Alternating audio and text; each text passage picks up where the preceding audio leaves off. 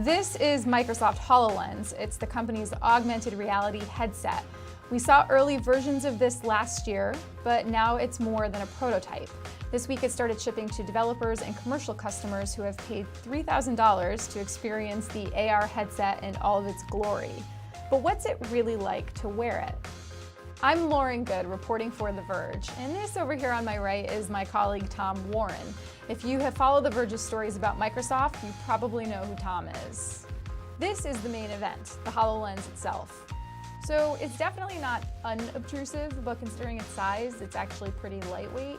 You put it on by fitting this interior band around your head, and then you use this twisty dial in the back to adjust the fit. It can either rest on your nose or just above it. Air tapping is how you select things when you're gazing at all of the virtual stuff in the world around you.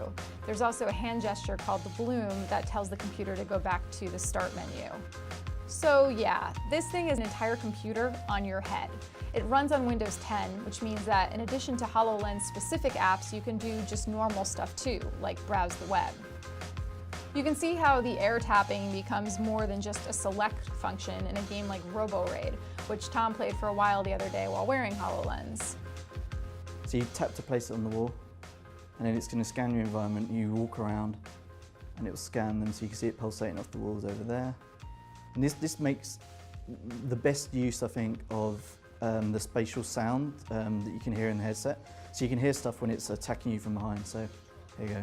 And basically you air tap and you shoot at these little robots here. You can also air tap your way through Holo Studio, which is, in all seriousness, a holographic app for making other holographic apps. But if you're not into making apps, you can do stuff like make a Skype call to the Verge office back in New York. Say hi, Nilay. Hello. Who's this? Hey, this is Tom Warren. Hello, Tom. He's currently talking to us on the HoloLens. Oh wow. So are we seeing what he's seeing? Yeah. This is crazy. So what you're really experiencing with HoloLens is mixed reality. Some stuff is real, some stuff is not. Unlike a big, all-encompassing VR headset like Oculus Rift, you can still see some of the things around you while you're browsing the web or playing games. Things like walls or chairs or this table. It also feels slightly less dangerous than a VR headset because you actually have spatial recognition and a sense of depth. So, maybe you won't hurt yourself trying to lean on an imaginary desk. But the way it's built also means that it's way less immersive than Microsoft has promised it to be. It's like the difference between looking at a projection of stars on your wall versus sitting in the middle of a pitch-black planetarium.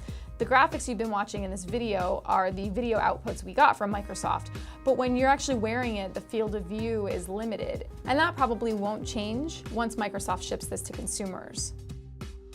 So we had some fun with this new version of HoloLens. It's clear that Microsoft envisions this initially as something that will be used mostly for enterprise applications and in education and gaming too.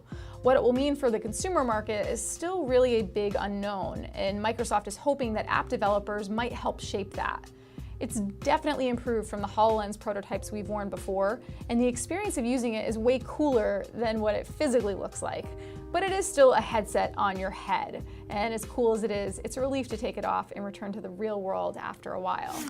What should I read on The Verge today? We have 34 new articles so far this morning. Neil, I must be so happy.